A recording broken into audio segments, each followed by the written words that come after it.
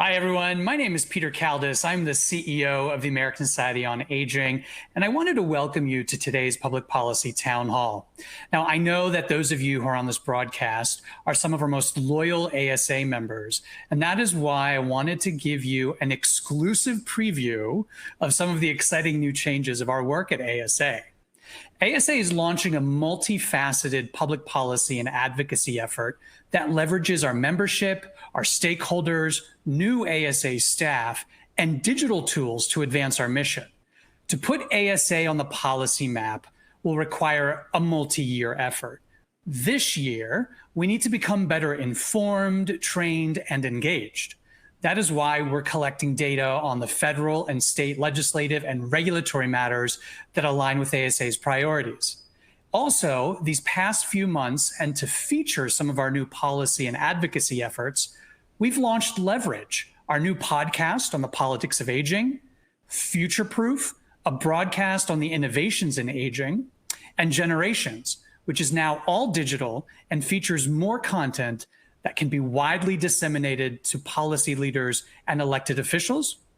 We've had 4 op-eds placed in national publications, and we'll be hosting more events later this year, including our On Aging 2021, which is our renamed annual conference in April. Now, from prior surveys, you've told us that as members, you need additional tools to advocate successfully. That's why in October, we'll be launching a brand new website that will track federal legislation that aligns with ASA's priorities, digital toolkits for successful advocacy, including directly connecting with elected officials, and an online community where all ASA members interested in policy and advocacy can come together. Well, that brings us to today. ASA wants to hear from you to prioritize our advocacy.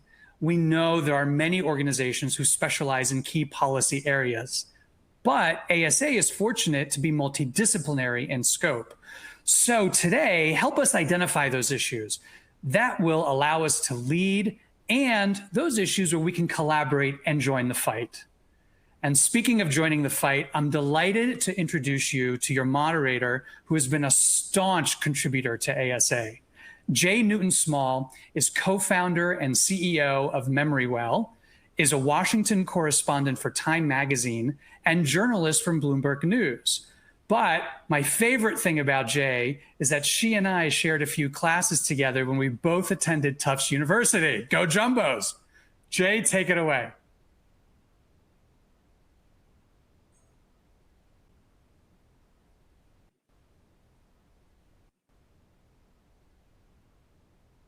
Jay, you might be on mute. I am on mute. This is the danger of video conferencing in this era.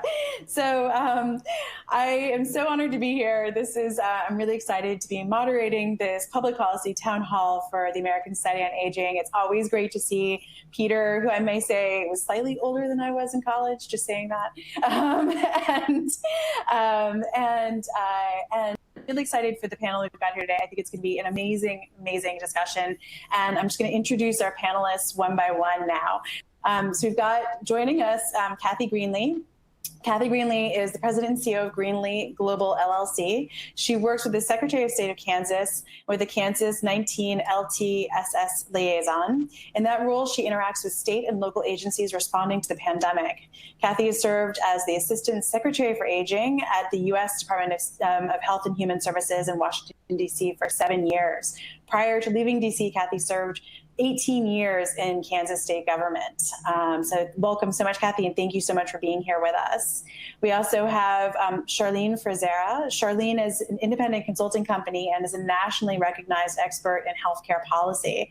Charlene was an acting administrator for the Centers for Medicare and Medicaid Services, where she was responsible for leading the policy and operational aspects of CMS while executing the design and implementation plan for the recently implemented Affordable Care Act. Charlene is also an adjunct professor at George Washington University, teaching a class on Medicare and Medicaid. welcome Charlene. And finally, last but definitely not least, we have Kevin Prindeville. Now, Kevin, sorry, I let the ladies go before you, but Kevin is Justice and Aging's Executive Director. He is a nationally recognized expert on Medicare and Medicaid policy and has served as counsel in several class action lawsuits protecting low-income seniors' access to public benefits. Kevin has a long history in developing partnerships and directing strategic advocacy efforts. The author of numerous articles and reports and briefs, he frequently testifies before legislators, presents at national conferences, and works closely with both federal and state regulatory agencies. Kevin is on the board of directors of the American Society on Aging, so very relevant for today's panel. And so I'm actually going to kick off today's panel with a question to Kevin. And I will note that as we speak, our friend Robert here from ASA is going to be sending out questions to the audience to engage around what we're talking about. So please do look for those questions, audience questions, and vote. We want to hear your opinion in this conversation. We want to hear what you're thinking about as we're talking about it. And I'm going to be monitoring those responses as they come in. You can also submit questions, and I'm going to be looking at those as we're discussing. So if there's any pertinent follow-ups to each of the topics we're discussing, I will grab those questions and ask the panel members those follow-ups. But we're not going to be doing a Q&A session at the end, just FYI. So it's sort of going to be as we go rolling along. And so the first question I'm actually going to ask Kevin, although I'm going to invite Charlene and Kathy to weigh in on this, is, COVID has really forced a national reckoning on how we gather and house our oldest and frailest. And what do you really see changing because of this pandemic?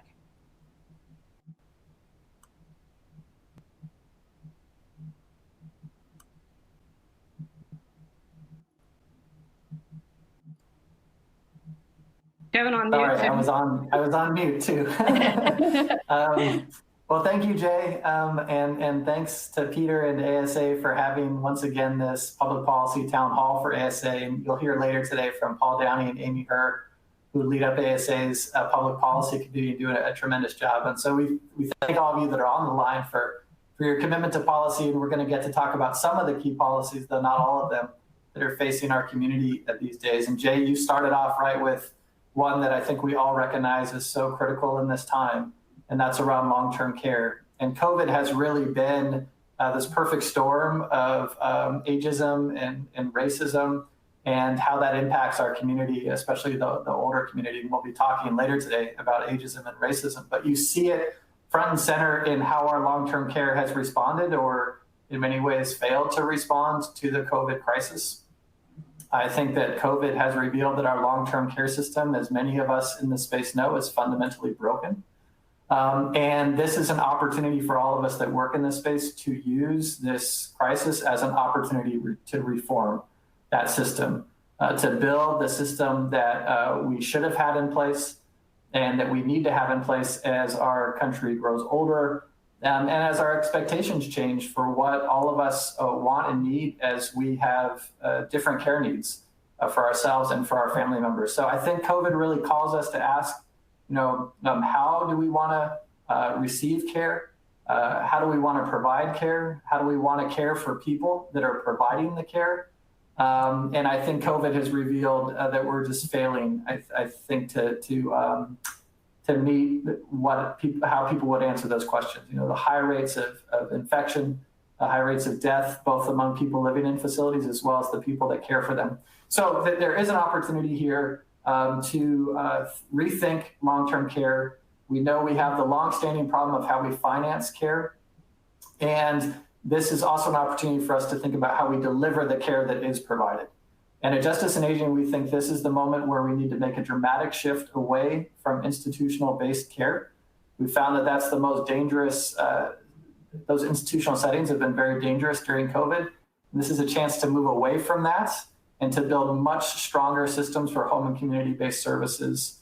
And that's where people want to receive care. And that's the system that we should be building towards. So our call to action at Justice and Aging has been to really join our partners in the disability community for much more dramatic shifts to home and community-based settings than even we've done in the past.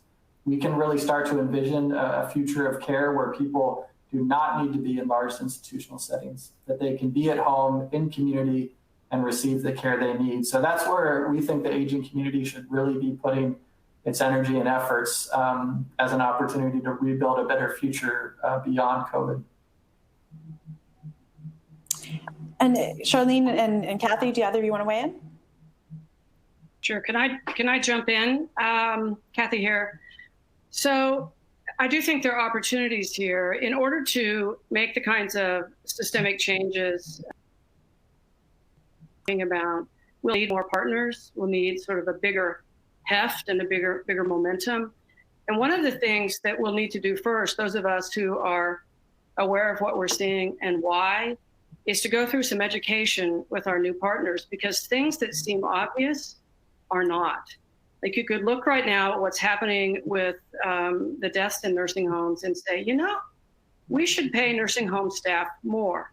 We absolutely should.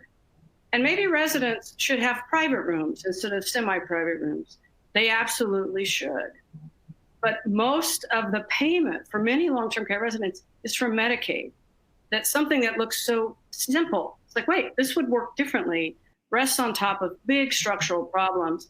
And because long-term care and Medicaid is the single biggest payer of long-term care, we have to understand that the state budgets are now cratering because of the pandemic and what's happening at the economic level in states. So we will have more people spot the obvious, but we will have to talk to them about the fact that we have these systems because this is what we're buying. What I really hope for is that we have the specter of all of this suffering and death behind us, that this is wind in our sails to talk about a long-term care benefit in Medicare, which many of us have seen as the big thing to grab and the biggest hurdle to overcome. But I think we can frame that conversation differently now and say we need a benefit so that people can have multiple options like the ones Kevin's talking about, and that we at some point can pay sufficient rates to the workers who are doing this incredibly important work for all of us. Before I ask Charlene to weigh in, I just want to note that we had sent out a question to the audience in the area of long-term care reform. Do you support a future where, one, we have no nursing facilities, instead serve everyone at home in community-based settings? Two, we still have nursing facilities, but they've been reimagined as smaller and more home-like settings. Or three, we retain large nursing facilities, but increase oversight and regulation to improve safety and quality. And the results so far have 76% of the audience support having facilities that have been reimagined, and about 12% for abolishing those facilities, and about the same supporting to retain large nursing homes with better oversight. Charlene, your thoughts? Yeah, so I totally agree with Kevin and Kathy, and great comments. I think I'm going to just talk a little bit more, I think, around the patient safety side of what I'm seeing changing in the nursing home space. So I was the regional administrator in the Philadelphia regional office, and at CMS, the regional offices do the surveys. And I'll tell you it's not a secret that infection was the #1 deficiency we found in nursing homes across the country, but unfortunately, we didn't really do a lot about it. I think COVID has just brought to the forefront how important it is to make sure that we make sure that those nursing homes are safe and that they have a good, safe environment for the nursing home patients. I think, this is definitely a call to action. I think, as CMS changes the way they pay facilities, and as they start moving toward higher acuity patients being paid for in a skilled nursing facility, I think, to Kathy's point and Kevin's point, who's in a nursing facility is actually going to change based on the way the government pays for those nursing facilities to function. Added to that, though, I think it then adds the importance of making sure that they are safe places for patients to be. Given if they're going to be sicker patients, they have to re-engineer who are being cared for in a nursing home and what are the requirements and the safety features we have. I mean, Kathy makes great points. Like, we just need to, maybe it's about re-engineering the entire building. Like, what are the kind of questions about what those kind of patients need? So I guess my call to action is we really need to think about who are the people that are going to be served in nursing homes. One, because of what we've seen in COVID, and two, because of the way the government is changing the way they pay nursing facilities and other post-care facilities. We'll see a change in where they get care, and make sure that the survey and the process that makes sure that they're safe and effective places for patients change along with that. So we have a follow-up question from an audience member, Florine Reytano from the Denver Regional Council of Governments. And she says, is it realistic to think we might see an end to any sort of nursing facilities for aging populations? My mother is 97 years old and has advanced dementia. Having witnessed her journey, I know there's no way that I could have taken care of her at home. I'm exhausted just trying to keep up with her in a care setting. Any response from any of the panelists to Florine's question? I'm glad to jump in. I believe we need fundamental reform in long-term care, but I personally have never been of the opinion that we should completely eliminate congregate care, skilled congregate care from a service option. I think it does need to be rebuilt, but I don't assume that every single person, not everyone agrees with me, and there are many colleagues in the disability community who don't agree with me. But myself, I believe we need more options so that people can choose to be someplace else, because many people would. And then for the people who need the care in this type of setting, we need to have better care, better staff, different kinds of building, and better payment rates. But it needs to be to a smaller population than we have now, fewer people. Charlene or Kevin, you guys want to weigh in, or should we move to the next question? I'll jump in to say, this is Kevin. I think we need to call that question in the aging community. I think in the aging space, we've defaulted to the idea that there's always going to be some need for those settings. And that may be true, but I'm not sure that we've done the exploration to reimagine how many more people we could be serving at home than we do today. So I think that's a critical question for us to call and to really examine. To, as Kathy said, if we are going to have institutional-based care still, that we're really limiting the use of that care to only when that's absolutely necessary and only in settings that have been really reformed. But I don't think that's a question we've grappled with the same way that the disability community has. And I think that would be a welcome effort for us to engage in collectively as a result of this crisis. Yeah, I totally agree. And I think, we need to stop calling them nursing homes and nursing facilities, because that has a whole definition that we have a mindset about what they are. And I think to Kevin's point and Kathy's point, we need to figure out what care do people need that's not hospital care but can't be done at home. And I think to Kevin's point, it's redefining what can be done at home. I mean, I think, because of the way the system is set up in the government, there's not an incentive to be taken care of at home. I think if you change that incentive and you change the services that are even available and reimbursable in a non-nursing home facility, in a home, I think that can have some pretty significant changes. But I do just, in my mind, I keep trying to get away from calling it a nursing facility, because I don't think nursing facilities as they exist today will exist. But I think some kind of setting where people who cannot be taken care of at home need to be. Great. So as I come to you today, I'm actually based in Washington, D.C. I'm less than a mile from the White House and from the newly christened Black Lives Matter Plaza. And so my next question is actually, how does what's happening with the national discussion on race interact with aging policy? Who wants to go first on this one? I'll dive in, but my co-panelists are not bashful, so I know they will follow along. When I look at what's happening in the news, I think all of the stories are related. That I think the Black Lives Matter protest, the social unrest about inequality is completely related to the pandemic. That what's happening kind of with both is revealing deep structural problems that we have in this country and who those problems fall most heavy on. That's certainly the case with aging as well, that if you look at the disparate impact of the pandemic on older people, that also cuts across racial and ethnic lines. Part of that explanation is something as basic as social determinants of health, which have led many older people of color to have more chronic conditions, for example.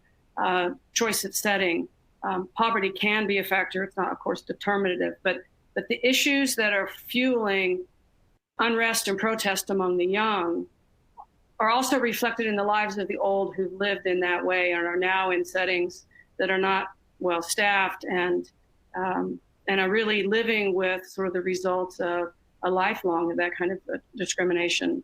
I think that the field of aging, we all must sort of redouble what it means for us to do this work.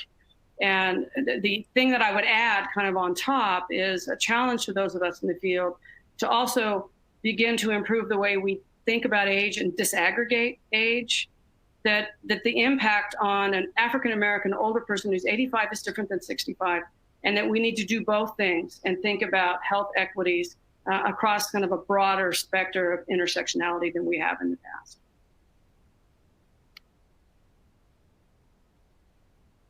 I'll jump in. I think I agree with everything that Kathy said. Kathy, I think you said that very well, that these issues are absolutely intertwined, that I think the aging space has been a little slow to directly confront issues like racism and how that impacts how people age and how they age differently. And so this is another opportunity for us to really make that connection clear, that the impacts of systemic discrimination like racism and other types really only compound with age and then continue while people are older. And like Kathy said, you see that in death rates for COVID that are disproportionately high, 2 or 3 times as high for Black older adults, for Latinx older adults, for older adults from indigenous communities. So the aging community has a role to play in these conversations about race and racism in America. And we have a role to play in reforming the way that our organizations operate and in the issues that we take on. And if we can address issues that older people have from communities of color, if we can really tackle the problems they're experiencing, that will help all older adults. If we can meet that challenge, then we'll design systems that can meet the challenge for all communities. Yeah, and I'll just weigh in. I think, one of the issues that I think make this difficult to address is data. We really do need to have data that proves some of the things that we say that we all inherently know, but it's hard to get people to react when their opinions and views and not data. I mean, I will say, this is not a new issue. It's not like it's a secret, right? It isn't that CMS, I speak from the government, it isn't that we didn't know that was true, but unfortunately, did we do a lot about it? Not really. We didn't have great data. Number 2, we didn't have a great force behind pushing the issue, which is sad to say. But as we all know, advocates and folks who do work like Kevin and Kathy, right? You have to have a voice, you have to make it heard, and you have to be strong about supporting that position. On the social determinants of health, again, it's out there and they're finally touching it, but boy, I'll tell you, I would love to see a stronger push for mandating that those services be taken care of. Now it's still sort of a soft social determinants of health. People can do them if they feel like it, but we really, haven't had a great policy that says these are these are an integral part of the healthcare delivery system, and these have to be provided to the beneficiaries who need them. So I think we have a great opportunity to start that conversation. I don't know that we've started it. We haven't been effective in the past in making that conversation and our voices be heard. But I think between COVID and I think more data that we have and more beneficiaries who are interested in advocating for themselves, I think we have a real opportunity to address some of those issues. Well, stay with us. Jay, can I have seconds? Oh, of course, yes. So, it's been forever ago that I was appointed assistant secretary. That happened 11 years ago. So when I came to Washington in 2009, obviously the assistant secretary for health was working on Healthy People 2020. They did not predict this. But one of the things that's important on the issue of equity, racial injustice, is that we have to go to new meetings and conversations and join conversations that are happening. One of the things that I was worried about as they were coming up with the 2020 objectives and goals is to make sure they talked about aging, and so we have to go and take our little tent other places. And if they're talking about racial inequality for someone who's 55 or 35, we got to go. And we've got to bring aging to the other conversations so that this can be cross-pollinated, cross-cultural, so that it's all built in a way that's better for all of us. Absolutely. I was really struck by, in some of the statistics where you have a disparity of more than 30 years in age span between zip codes in some of our cities, because, some of the lower income places, the people are just dying much younger. If it's not from unnatural causes like being shot, then it's, or being killed, then it's by having much unhealthier lifestyles due to food insecurity or food deserts or, transportation security, other issues. So it's just so startling how much that can affect your lifespan and everything else. So I want to move on to the next question, and this one is for Charlene. What are the challenges in affecting change in healthcare policy in this digital era, particularly as we're making this leap to telehealth in the era of COVID? Yeah. So, at CMS, I think one of our struggles always was beneficiary education and information. And to be honest, we had the Medicare handbook. We sent out this giant handbook that we're not even sure how many people read. We had a 1-800 Medicare hotline. And, we thought that was working. I'll move ahead in my career. I'm outside of the government and I look at what the heck we send to people. The Medicare handbook, which is huge and helpful, but a lot of information. We send them coordination of benefits. We send them claims data. We send all of this data that we think should be helpful, but I don't know that it is. So we've struggled always with, one, how do we get good information out to beneficiaries in a medium that they want it? And I'll talk about that in a few minutes. And how do we get information to them that they can actually understand, and how much information do they really need? So they're big issues, trying to figure out how to be better stewards of information to ensure beneficiaries are educated. I think what COVID has helped us understand, and there's this, I think it's probably 66, 33 and a third of who says older people don't like technology versus those that say they do like technology. So, it's interesting. I think COVID has shown that it has maybe in many ways forced the older community to engage technology, either for personal reasons or for telehealth visits. It's really recreated where healthcare is delivered and how information can be used and perceived by beneficiaries. So I think it's really important that we take the opportunity now to let's address these issues of how do you want information? What kind of information do you need? And how do we make sure that it's useful information, not just a bunch of information that we can check a box and say, well, we sent everything to people to look at, but you have no idea what the heck you've gotten. And I think COVID has given us a perfect opportunity now that we've introduced folks to more technology to really talk about how do we change that. And then my last point about the impact of this, baby boomers are more comfortable with technology. They're not all 85, 90-year-old beneficiaries. And we haven't really addressed what I call the newer generation of Medicare beneficiaries who totally will embrace new ways of getting information. So I think it's a chance to really revolutionize how we get information to people like I've said, in a good medium, understandable, and that it's the right amount of information that you're not so overwhelmed that you don't know what to do with it. Kevin or Kathy, do you want to weigh in on this one? All right. Well, then in that case, we will move on to the next. Kevin, why don't you go next, and I'll wrap up. Yeah, just to reiterate that the issues around the digital divide are really huge, that there's some communities that just don't have the same access to, maybe technology in the home, but also the infrastructure in their community, the availability of broadband. And this is an issue that relates very much to the equity conversation we were having just a minute ago. And so this technology and the digital environment is going to be so crucial to successful aging in the future, and we have to think about how we build equity in that access. So another key place for us all to be involved. The point I just wanted to add in was just to acknowledge the accessibility issues that come along with this conversation. That in an older population, you have people with cognitive impairment, people who are non-English language speakers, you have people who can't read. Either they may be illiterate, but they can't see, they can't hear. So all of the issues that relate to how you actually reach people and connect, whether it's in a print medium or digital, come with us. And it's really important that those of us in the field of aging sort of be as competent as we can be about accessibility, the Americans with Disabilities Act. This applies to us and older people, and we have some challenges. I mean, it became obvious when the pandemic started and Medicare changed the requirements, the rules for telehealth, telemedicine, that some people can now do this from their home. Obviously, but they may need facilitation, and that there are some opportunities for us to help as advocates bridge so that these communications work well and really achieve the goal that Charlene was talking about, which is getting people the information they need when they need it. Amazing. We sent out ahead of this panel some questions for the audience. And one of the survey questions that we received back was, what we asked was, what are the top 3 advocacy skills you would like to learn more about as a member of ASA?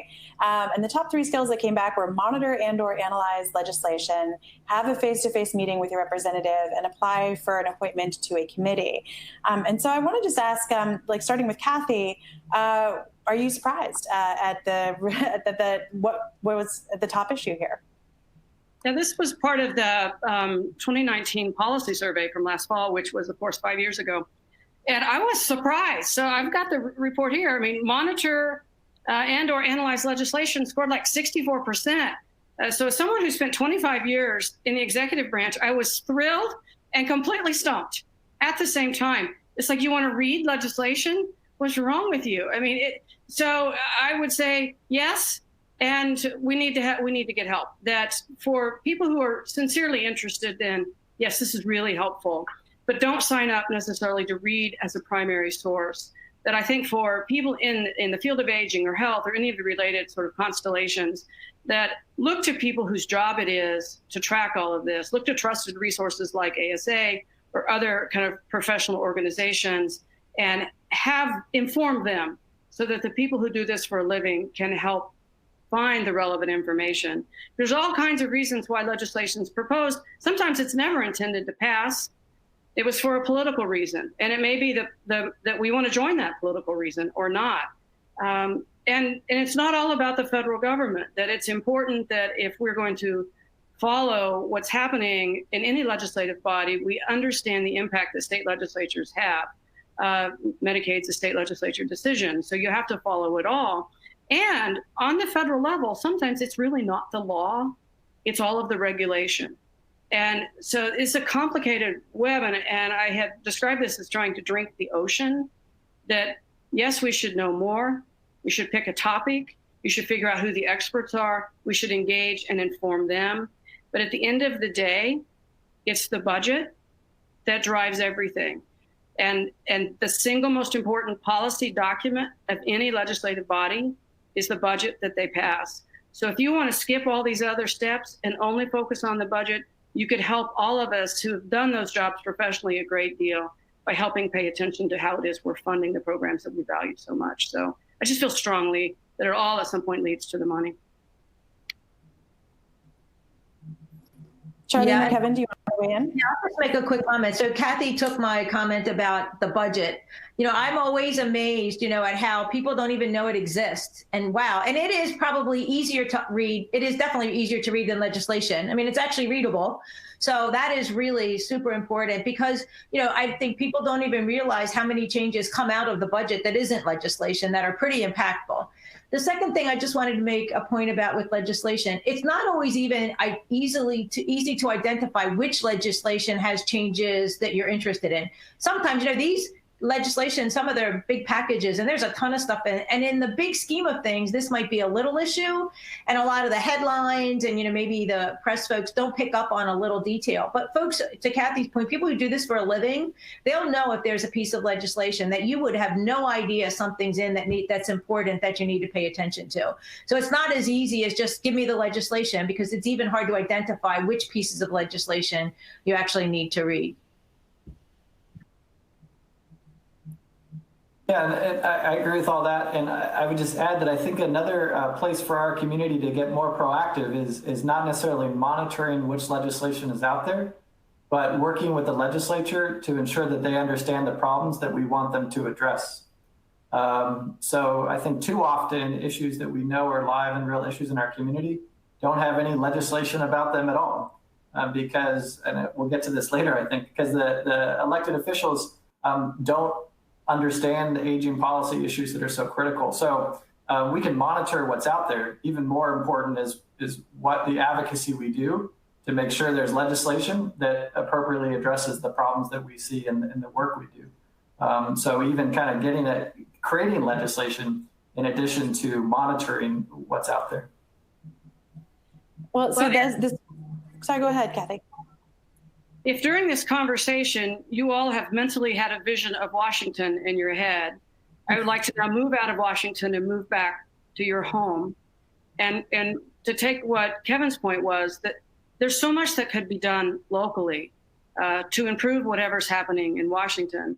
There were many times I was advancing a budget item, and I'd need to not be the first person to raise an issue. If I went to talk to a member of Congress or their staff and I said, we need more money for transportation or meals or services, I should not be the first person to tell them that. They needed to learn that when they were home in Idaho. I go, oh yeah, everybody in Idaho told me this is a problem. That doing the work locally will have much more impact because there actually are people paid to do the work in Washington. And if that message about need can come directly from the people who need it, that's the best. If you have caregivers say, I'm exhausted to their legislator or to their member of Congress, then we can come with solutions. But having people on the ground frame the problems is way more important than reading legislation, and frankly, even more important than the budget, which I find pretty important. Yeah, I just want to reiterate Kathy's point. That is so true. I will tell you, Medicare beneficiaries have a very powerful lobby when they can get a significant group behind it, and when you can get a significant amount of people on the Hill to take action. Some of the changes that we made directly came from local grassroots organizations, either in their state or forming local grassroots organizations with other states to really make a difference. So that's a great point to make. And it really, like I said, I was at CMS for 30 years, and I can tell you that really does work. Very impactful. Great. So just a final policy question before we move on to the election. Do you see anything else happening this year in Washington or in states, since you guys are talking about the importance of state action and state legislation? Well, I can. Go ahead. Yeah, I'll start on the federal side. So, the end of the year, I don't know if there will be action taken. I think there's going to be a lot of conversations, a lot of headlines, a lot of executive orders. Whether they actually become action and anything really happens, I'm not confident that will happen. So I don't know that there will be significant legislation passing, and I don't know that there'll be even significant policy changes that last past the end of the year, depending on how the election works out. So from the federal level, it just looks like everybody's in election mode and sort of chasing their tails. I don't see a lot of people sitting down and trying to solve real problems that exist. Well, but they will at least have to pass a budget before, like continuing resolution before September 30th, before the government shuts down, right? So they'll kind of punt it, right, and say we'll just continue everything till next year.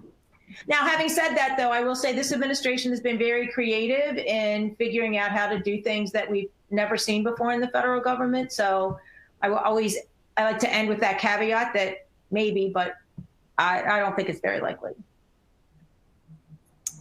Kevin or Kathy? It's hard to disagree with what Charlene laid out there.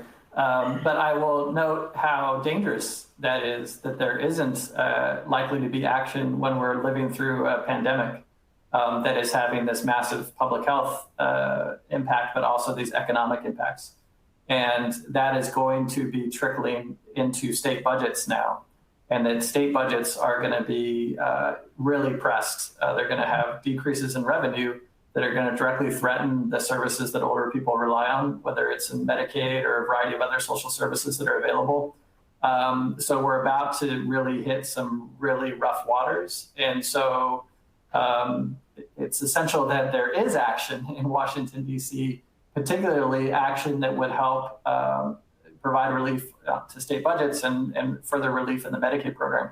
And without that, if that action doesn't come this year, or early next year, we are about to see dramatic impacts in the aging network and the disability network and the people that we serve. So, we're still pressing with many other advocates for action that would provide that kind of relief, really targeted and tailored to older people and people with disabilities by shoring up home and community-based services, other elements of the Medicaid program, because without it, and it does seem more likely that we're headed to a scenario without it, the consequences are going to be dramatic for the people that we work with and serve. So, Kathy, do you want to weigh in, or should we move to the next question? No, I'll take the state angle as well. Most state legislatures there'll be elections, of course, at the state level, and the legislatures will all start in January. Some legislatures pass biennial budgets, but most still pass an annual budget. So what will happen this fall, without fail, at every state, they will have to start estimating their revenue so that their governor can build a budget to introduce at the next session. So the revenue estimates will happen this fall, and those revenue estimates will be deplorable, and they will really set the framework as we move to next year in 2021, because the state has to pass a budget. They can't do what Congress has done in terms of deficit spending, and the deep cuts coming will really be a call for advocacy at the State House in every state as states look at making deep cuts that could impact our programs. And to remind everyone, home and community-based services are beloved to us, and they are optional services. So I think we have to bring our A game to state capitals next year, because the budgets are going to be so bad. I think the other thing that will happen this fall is that as the numbers go up in the pandemic, we will see increased focus on testing of nursing home residents, because the longstanding impact of not being able to have family visitors is increasing. There's more attention. The new CMS Commission has highlighted that in that report yesterday. But the key to unlocking this, in terms of getting this started again, is adequate testing, point of care testing, so that family members can get back in. The pressure on this will build over the course of the next several months, and we will have supply chain issues in testing, as we've seen in PPE. So that will be a national swirl where we should participate, because what's happening is not good. It's failing more every single day, but there are some structural problems to solving and getting to the point that we all needs to happen, which is opening the nursing home safely again for visitors. Yeah, I don't know if you saw the story in the Washington Post yesterday about how there's been huge numbers of dementia deaths from just despair and loneliness. And certainly a good friend of mine, his parents, were together in a dementia unit in Maryland, and the mother started to exhibit symptoms of COVID, so they separated them, and they've been married 60 years, and he couldn't live without her. He couldn't eat or sleep or anything without her, and he actually died before his wife did, and they never saw each other again. It was the saddest story. And then she died of COVID a day, 23 hours after her husband died. So just the amount of people who are suffering and so don't understand why they're isolated, it's really heartbreaking. So I'm going to move to the election now, and I'm going to ask you the most basic question, and that is, how are you planning on voting? I will tell you, I'm planning to vote by mail. I'm voting by mail. I confirmed that they know I'm voting by mail. I'm a mail person. Same for me. Everyone voted by mail. Does anyone have any concerns about voting by mail? I'm keeping my fingers crossed. I think it depends on where you live. I think I'm pretty comfortable. We like the Governor Hogan in Maryland, even though it's a primarily Democratic state. So I think we feel pretty confident that he's got pretty good control over Maryland. So for me personally, I have some concerns about other states, but not about me. Kathy or Kevin? But for me, voting by mail is necessary and a little sad. I mean, I like that I voted sticker. I mean, I like the civic engagement of like getting up and going to the poll. I've always done that. I voted by mail in college and when I was working in DC and still registered in Kansas. So there is something special about knowing everybody's doing this. This is what we do today. I like that pundits and politicians and others are describing this as a voting season. So I will do this. But when it's safe to return to the voting booth in person, I will do that, because I've always enjoyed that opportunity to participate that way. Yeah, this is the first time I'm going to be voting by mail, so I'm going to be very anxious about making sure I do it properly. So I'll be reading all the guides and suggestions for how to do it properly, and I'll do it early, which will feel good to to vote early, and then see if there's other ways to be involved and help and make sure others are able to vote as well. So we have an audience question. And this one actually goes back to, I guess, the last question we were discussing. So I'm just going to backtrack for a minute. And it is, supporting the policy sent to get legislated is a problem for us. Our contribution returns to us as paper trails requesting financial support, as well as signing for presenting the proposal to federal levels. How much and does the money contributed get used for the proposal? So I guess, and this is contributed by Brenda Timon from Gwynedd Mercy College. I guess she's trying to understand better the connection between financial contributions and legislating, and whether or not those two are too closely tied together. Does anyone want to weigh in on that one? So I'm trying to think how to delicately say this. More money makes a difference. I mean, there's no question about that. The more money people contribute, the more power they seem to have in legislative circles.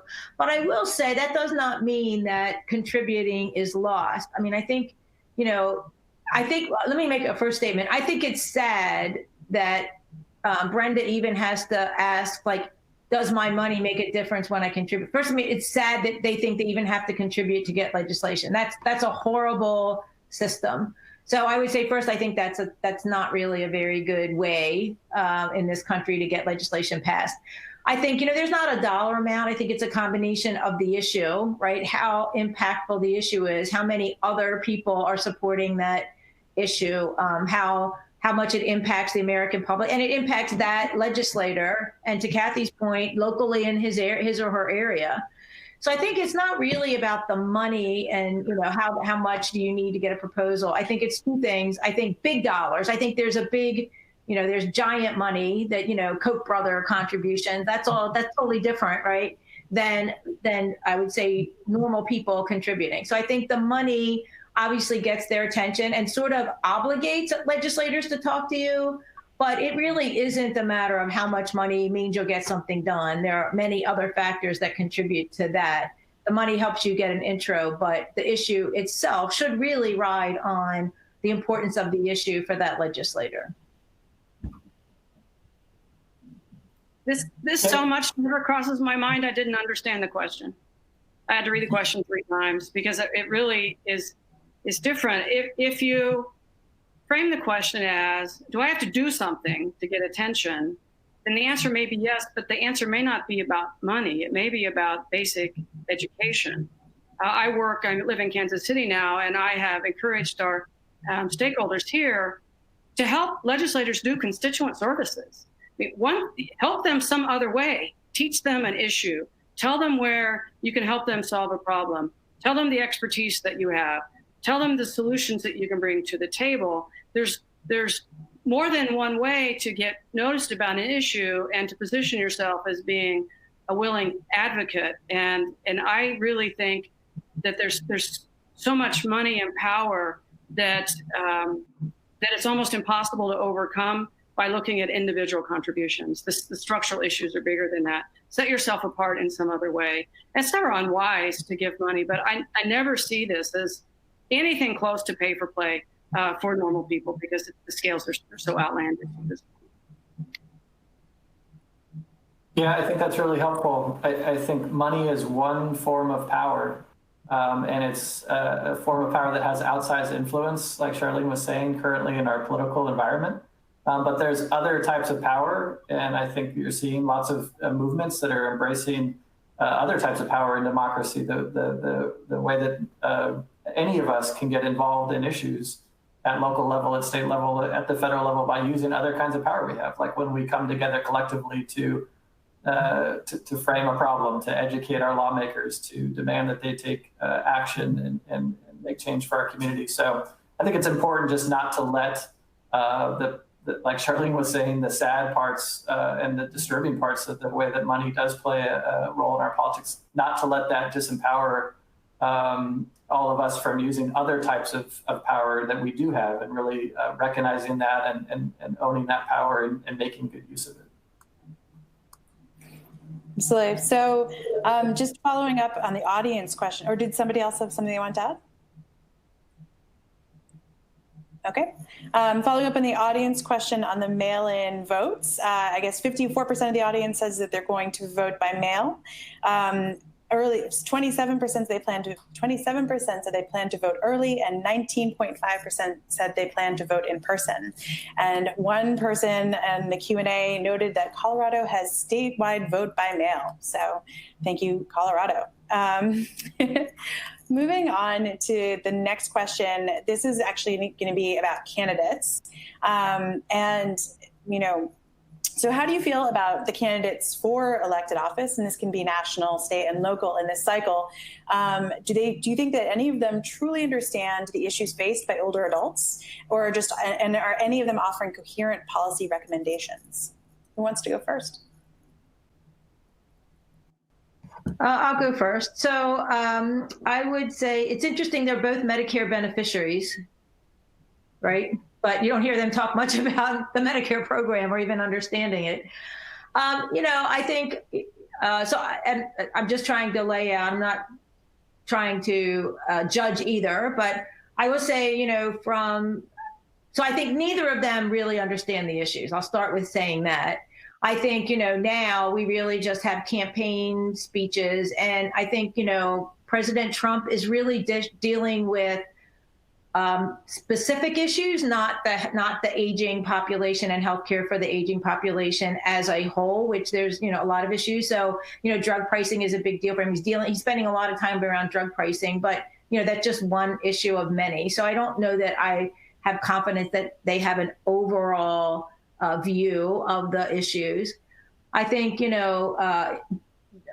candidate Biden, I think he probably understands the system more than the president does. I think what you're hearing him talk more about is more around like the public option and, getting more people into the program. So I don't know that I've seen that either of them, I could say, I think they have a handle on the program. I think they both have views on things that need to be fixed.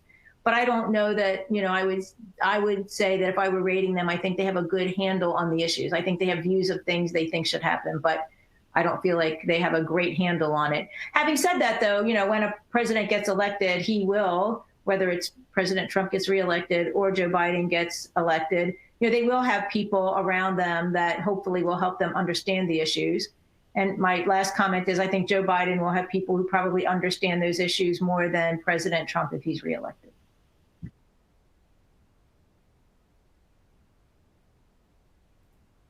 Yeah, Kathy or Kevin? Go ahead. Yeah, I'll jump in to say, I can't endorse a particular candidate, but I guess I think there's some use in thinking about the question in itself. The issues that are important to older voters and older adults are maybe different than aging policy issues. Older voters don't necessarily vote aging policy. So they're like any other voter. They're looking at a wide array of issues. And they're certainly an important voting bloc. They're much coveted and very powerful because older voters are more likely to vote or traditionally have been. So, an older voter could care most about climate change or could care most about some economic issue. They may not care most about the issues we're talking about, the aging policy issues. So I think both candidates are trying to appeal to that voter, but that might be different than them talking about aging policy issues. I think on some of the things on the aging policy issues that are there, of course, COVID is an aging policy issue, and both candidates are talking quite a bit about COVID. Caregiving is an aging policy issue. We've seen the Biden campaign roll out a platform on building a caring economy that's really a cross-generational set of proposals that it does include proposals around long-term care, financing, increased access for home community-based services, ideas for building the caregiving workforce. I don't think we've seen anything from the Trump campaign around long-term care and caregiving except the COVID crisis, and they seem to be running on their record. Yesterday, CMS released a statement about the long-term care, the Nursing Home Commission reform, and said that the Nursing Home Commission reform recommendations, which Justice and Aging opposed, we were on the commission, but we did not endorse the report. They said that the report affirmed that CMS has done a good job responding to the COVID crisis in nursing homes. And so, I think there is the kind of quote unquote aging policy issues aren't front and center of the campaign, but you do hear them being talked about. Another is Social Security, that the president made pretty dramatic executive action about deferring payroll taxes that are used to fund the Social Security program. And he said that he'll make those deferrals permanent if he's reelected. So he's made a pretty central issue of his campaign, changing the way that we fund Social Security without being clear how it would be funded moving forward. And the Biden campaign is making an issue of that as well, and really strongly supporting Social Security and continuing the current funding sources for Social Security. So you do see some of the aging policy issues, being wrestled with. But I do agree with Charlene. There's not clarity that either candidate has a depth of understanding and a depth of experience really thinking through what older adults are facing on these issues around long-term care and healthcare, economic security, housing. Those issues definitely don't get as much attention as we'd like to see them get. Yeah, I was definitely disappointed with Biden's $4,000 tax credit for family caregiving. I thought it would be a little bit more and more along the lines of perhaps like what Washington State or Hawaii has done, which is starting to suggest reimbursing paid family caregivers who are trained, things like that. So, but Kathy, would you like to weigh in on this? Jay, do you mind if I tweak the question a little bit? I would like to talk about older voters instead of the candidates and aging policy. I think it's really important that all of us this year pay attention to making sure that older voters vote, that older voters have the information that they need to vote by mail, that if they're afraid of going out in person, we address that. I think that it would be just a sad commentary and another horrible outcome of the pandemic if all of a sudden this solid group of voters that have always voted, have a high turnout, don't this year because they're afraid. So, however they vote, making sure that older voters use their franchise this year is really important. So it's, I was an Obama appointee. The fact that I'm a Democrat is not a surprise to people. But I've never seen myself as hyper-partisan. I grew up and I live in Kansas. I think in terms of the older voters as a bloc, they are a solid bloc. And I have always felt that both parties take them for granted, that the Republicans count on the support and the Democrats kind of think that'll be a difficult nut to crack. And I think there will be, after the election, a couple of interesting things to look at. First of all, it's not a monolithic group of people. There's rich diversity of all kinds in an older voter bloc. And all of those people are impacted differently now because of the pandemic.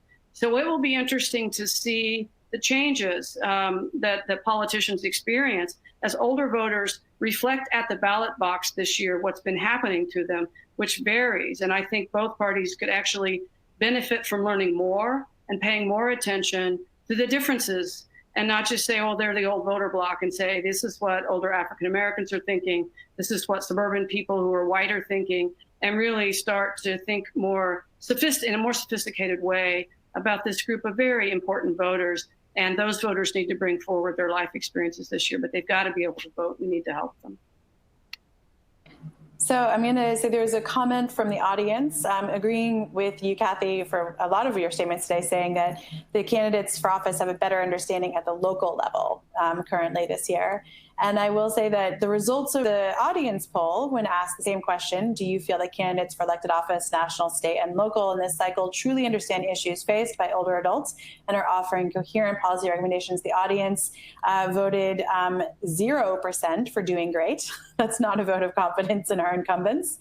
And doing okay, 6% said they're doing okay, and a whopping 94% said they need improvement. So that's definitely not a huge vote of confidence in the incumbents across the board, national, state, and local. Can I jump in real quick on that, Jake, just for a second? Yeah.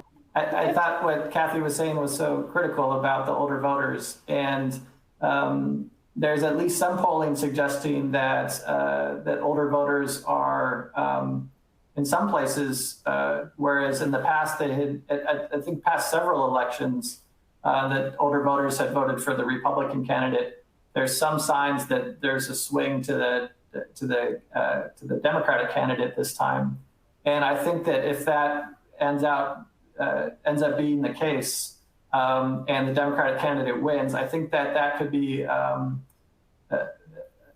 real opportunity for the aging advocacy community to have some opportunities to do work that supports older adults. If part of the narrative is that older voters were an important part of a coalition that elected a new administration, I think that that's dependent upon the aging advocacy community to use that as an opportunity to elevate some of the aging policy issues that we're seeing as critical to the voting bloc. Absolutely. I've been struck during this election, and I wonder if this turns off or invigorates older voters of the ageism on both sides that we've seen when you talk about younger candidates on the debate stage with Joe Biden saying, give us a chance. It's not your turn, it's our turn. And you've seen these almost sort of intergenerational kind of combat going on with two of the oldest candidates in history, frankly, and both of them older than our previous president, Barack Obama. And so, and I've actually really wanted to write about this over this time span, but every time I would try to say, think about writing about ageism, and my editor would sort of say, well, it's really hard to make the case for wisdom when you have these two candidates who are neither of them known for being very wise. And so I would love your thoughts on the ageism that we've seen, and how does that affect older voters? And is it okay, really, that ageism seems to be the last remaining bias that is socially acceptable?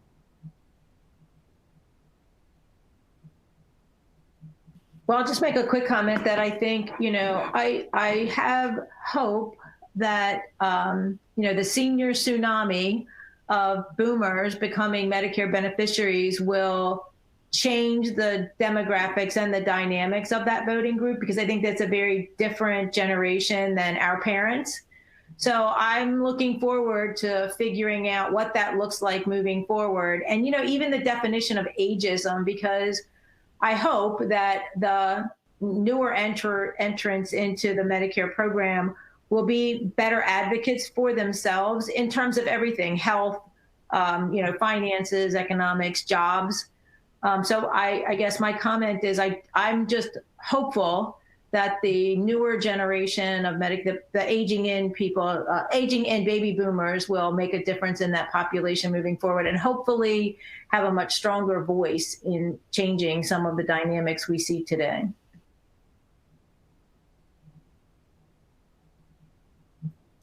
I'll jump in. I wish we could frame more issues around experience instead of age, because experience really does apply across the generations. Two individuals who are running in their 70s have this kind of experience. People running in their 50s have this kind of experience that's different. I'm not a digital native. People younger than me are. So everybody's experience that they bring to the table is important. I have also witnessed ageism in reverse. It drives me nuts when older people are dismissive of younger people, dismissive of millennials. I mean, these are people who'll never know what it's like to be disconnected from devices. That all of us in our different ages have had challenges associated with being part of whatever generation we're a part of. But those experiences need to be blended together. We need candidates and to elect people of all ages. And so the challenge that we need to sort of have younger leaders is absolutely true. The criticism that we should throw out experience is absolutely false. That we need the blend to really be the strongest that we can, to represent the whole population and to bring just education and understanding into the conversation that's important. Yeah, I really like that, Kathy, and I appreciate the question, Jay, because I think you can see how ageism has really hurt us all in our response to the pandemic. In the early days of the pandemic response, there was so many comments about how, only older people are at risk, or there's a lot of deaths, but it's only among older people. And if I think that was an ageist response. It was a devaluing of the lives of older people. And if we had not done that from the get-go, we'd be in a much better place now, right? Like that if we had valued older adults in our communities from the first start of our reaction, we could have had a more robust response that would leave us all better off today. So I think it's a really clear example of how ageism hurts us all. Not, whether it's because we're older or we're going to be older, but also it hurts us throughout our entire lifespan. In the politics, I think like Kathy was saying, it creates these generational divides that also are not positive and has us fighting the wrong fights. The idea of climate change is so often framed as generational, that it's the older politicians and the older generation that got us in this mess, and we need a change in order to help younger people. I live in California. We're suffocating from smoke from fires the last several weeks. It doesn't matter how old you are breathing the same dirty smoke and can't leave your home. As many older people are the ones that are hurt most when there's evacuation orders or we have power shutdowns, their response to the climate change. So and similarly with economic issues, so often framed as the older generation has better economic security than the younger generation. It's not generational, it's even within generations.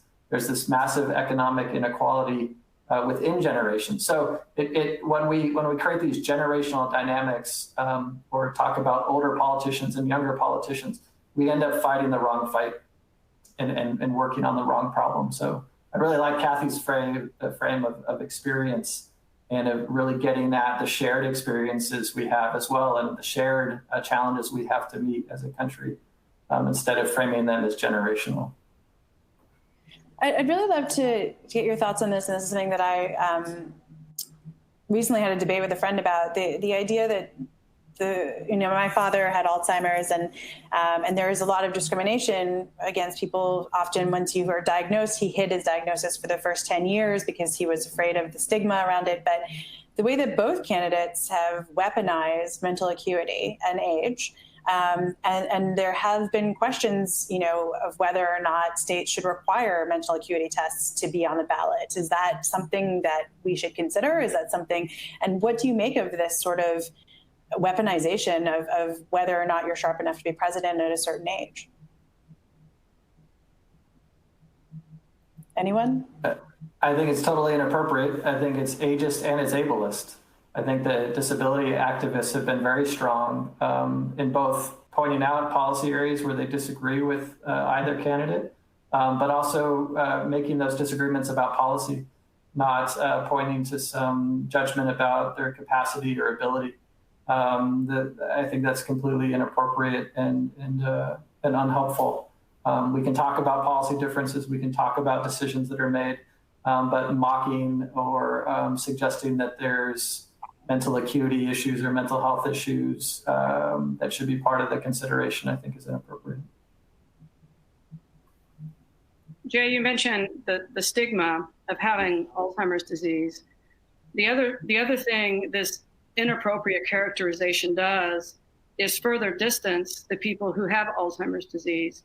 Part of the problem with the stigma is that people freak out, they act differently, they don't know how to have conversations with someone who has a cognitive impairment, that it continues to be this spectacle that we don't know how to handle, so we just freeze people out.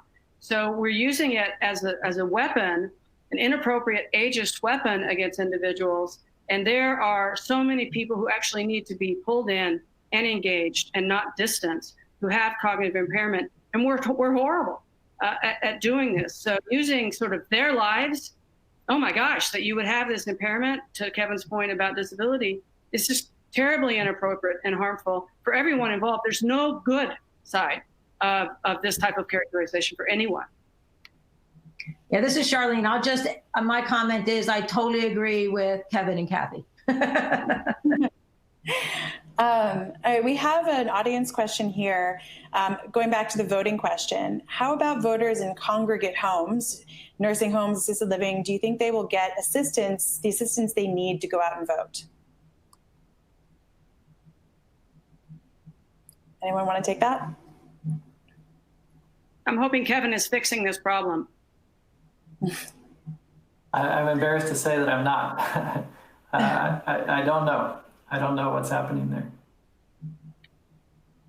You know, I think what we need to do is kind of increase our advocacy and work with the long-term care ombudsman in every state. The people who would normally have access inside facilities haven't had access. The protection and advocacy agencies, that we in the Aging Network have specialists who can help us figure out how is it supposed to work in a normal time in terms of making sure that people in congregate settings have the ability to go vote, have writing vote, and see what we can do to help those groups of individuals, because they're really under the gun at this point because they've lost access. This has always been a challenge. People don't lose the right to vote because they move into assisted living or in a skilled care facility, but making sure that they still have a chance. We've not done well before the pandemic. We will not do it better now. Charlene, anything on this? Yeah, I'll just say, great question. I didn't even think about that. So I don't know. I hope, I think Kathy's point, the state ombudsman, to the degree, this is a question posed to them that they would be able to think about. I don't know how much work's been done to address it, but it's a great question. Yeah. Great. We have we have a question from the audience. I'll read it and let you guys decide who wants to answer it. Do you think a candidate with narcissistic personality disorder can properly represent the public?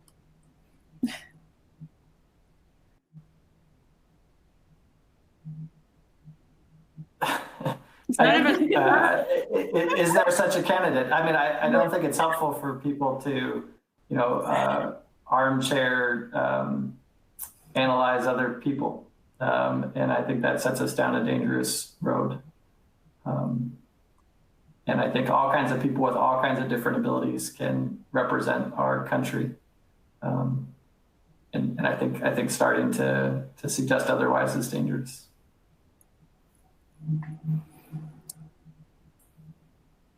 Kathy or Charlene? I thank Kevin for answering. And one of the other audience suggestions, which I thought was an interesting one, is a change of language from social determinants of health to social contributors of health, which feels less unchanging. And this is a suggestion by Julia Wolf from the St. Paul Ramsey County Department of Public Health. Any thoughts on that change of language? I think it's I like the change. I don't know about getting it changed. We tend to start with a term, and now SDOH, right? This acronym now is what everybody's doing. But I think that's a great and an important change to the term. I have a concern about social determinants of health, but it's slightly different. I'm concerned that it's too amorphous, that it's everything.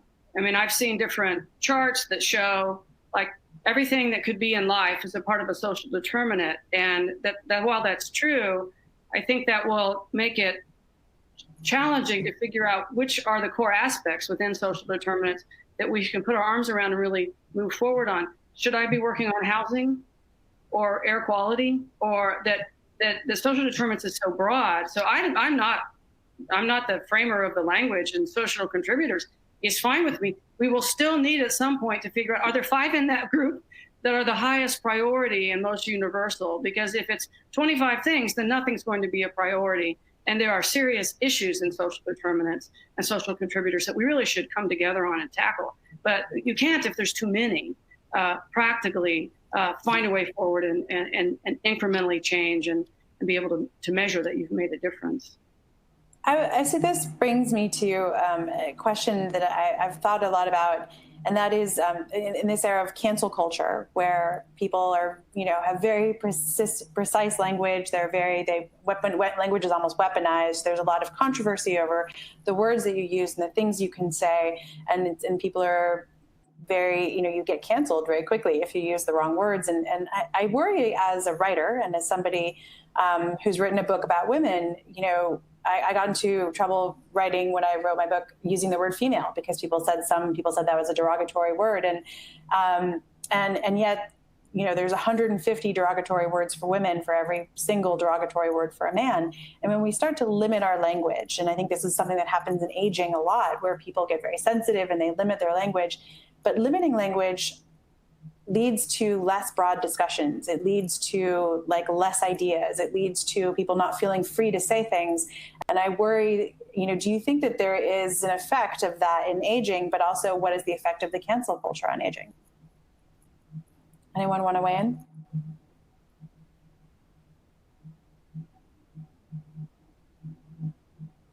I feel okay. Well, I haven't seen any effect of cancel culture on aging. I think that aging does struggle oftentimes to come up with the right words to even describe who we're talking about. And I think we're learning more about what words work and which don't, because message is important. How we talk about our issues, who we're talking to, those are critical.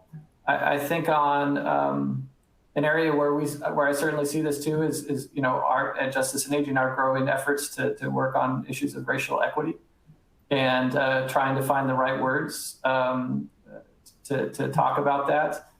Is a challenge, and it's a learning opportunity, and we can't let it stop us from talking about what needs to be talked about. So our desire to kind of get it just right, or our anxiety about making a mistake can't stop us from trying to engage in the conversations and move things forward. I think at the end of the day, it's the ideas which are important, and the words we use to talk about those ideas are important too.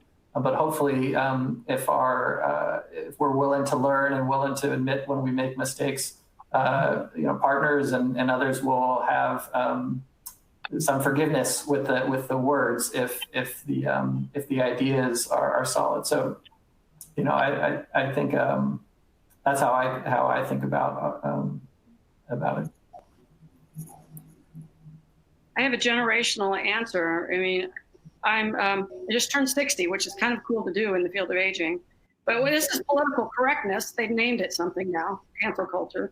I do believe political correctness or cancel culture can be taken to the extreme and to simply shut people down. I think cancel culture, using current language, is a symptom, not a cause.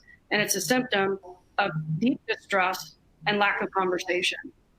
When I was in Washington and helped create the Administration for Community Living, bringing aging and disability programs together, I believe, and I did work very hard to earn the trust and respect of people who come from the disability field, because that's not where I came from.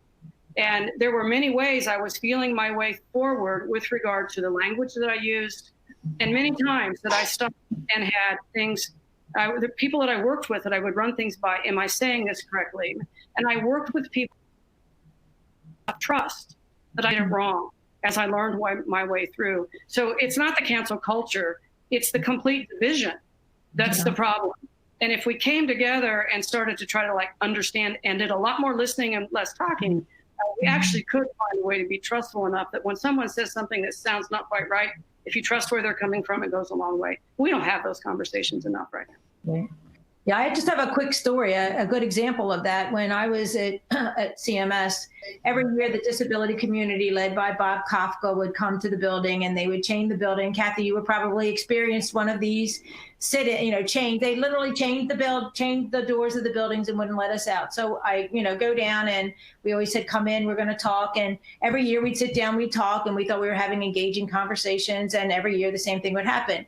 Fast forward, I was doing some work in Texas a couple of years ago and I ran into Bob Kafka.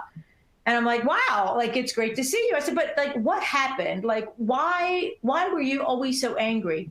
He said, you never listened. You kept telling us what you thought we wanted, and that isn't what we wanted. You never listened to us. So we would come in and you would just tell us what you think we needed. And nobody was listening to me. So that was so impactful to me. It's like, wow, it was as simple and complicated as listening. Amazing. I want to note that one of the other answers to the audience questions that we put up kind of yielded interesting results. which I'm just trying to find that. Here we go. So, and that is, what the question was in the survey, what are the top 3 advocacy skills you would most like to learn about as a member of ASA? And we actually got the inverse results from what the survey said. So we got 4.5% said that they wanted to learn about the federal budget information. 13.64% said they wanted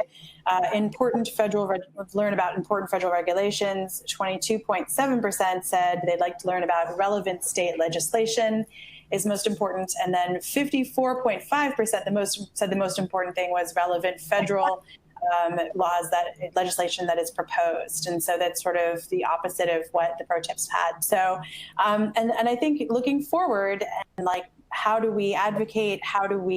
What is the most important way to advocate? What is the most important, what are ways that we can do this? I want to introduce our last 2 speakers to wrap us all up in this town hall tonight.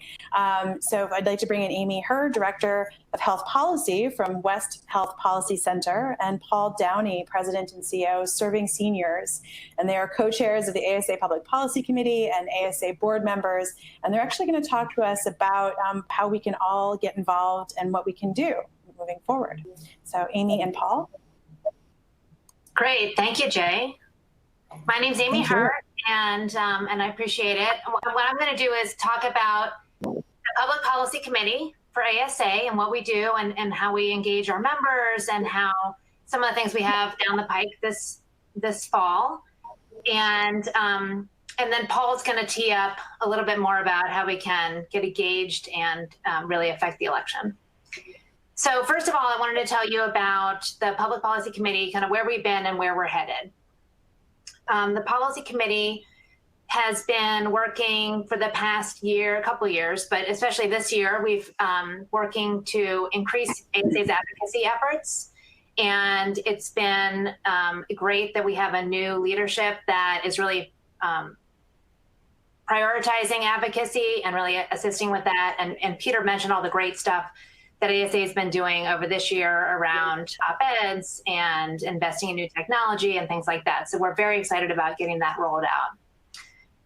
Over the past year, we authored and also signed on to other letters to the administration, to Congress, that were based on needs of older adults, including Social Security, appropriations, protecting the ACA, and a lot more issues. So we really, we've been leading ASA in that area.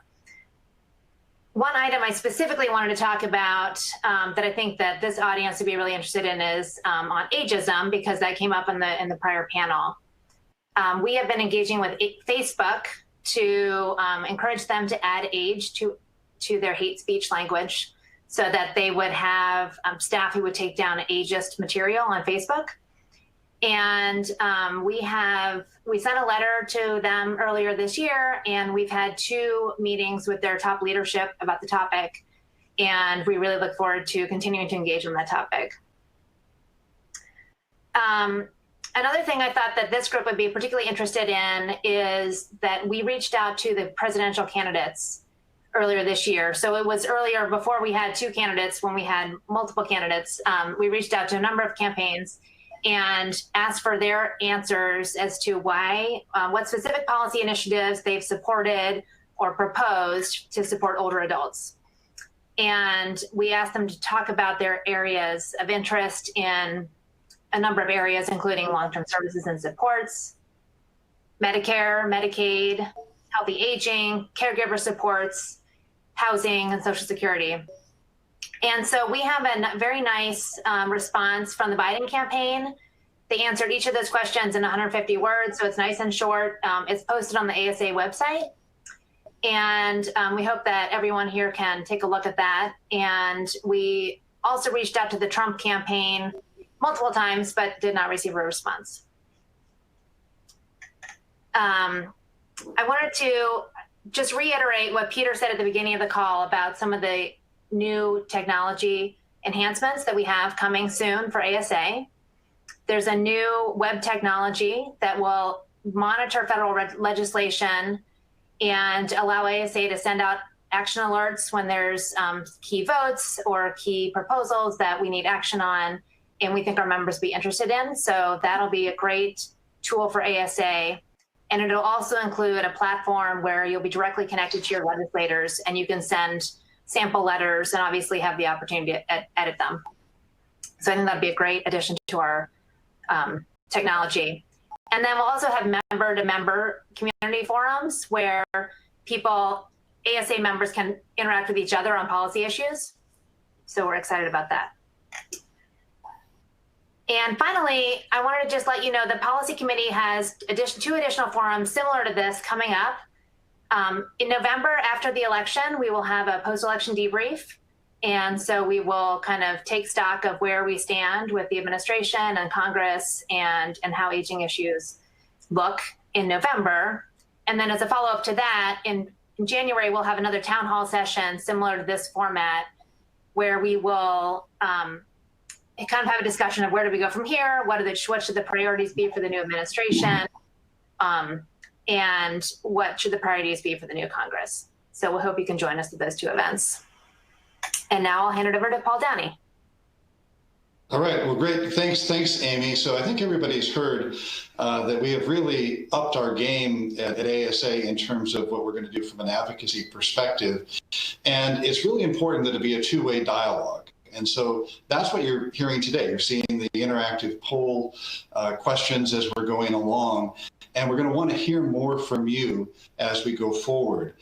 And what I want to do, though, is put on, sort of channel my inner cheerleader here and to encourage people to get really involved in the next month and a half before Election Day. You saw the poll results. 94% of you felt that our elected officials were not doing a good job really understanding aging issues. You heard Kathy talk about the local aspect of it. And so, one of the things I can ask you to do is when you see an elected official is hold their feet to the fire, channel your inner journalist and ask them questions that are specific. I don't know if you've had this experience, I have, of asking an elected official about an aging issue and they talk, they wax poetically about it and all of that, and that's wonderful, but they don't talk about the specifics.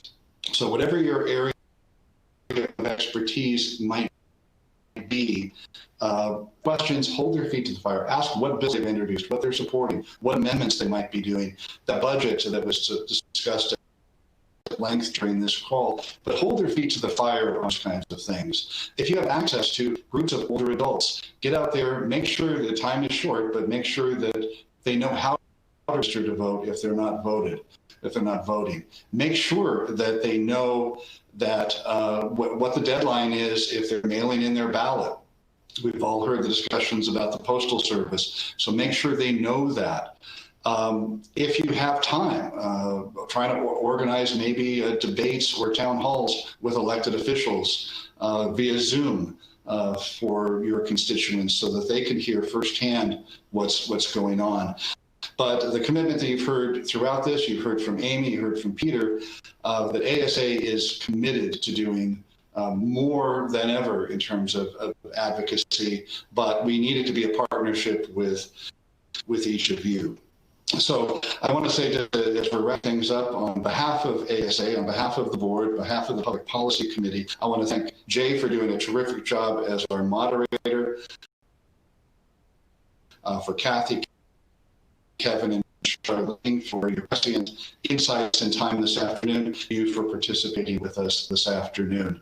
And everybody, please have a great afternoon and vote. Thanks.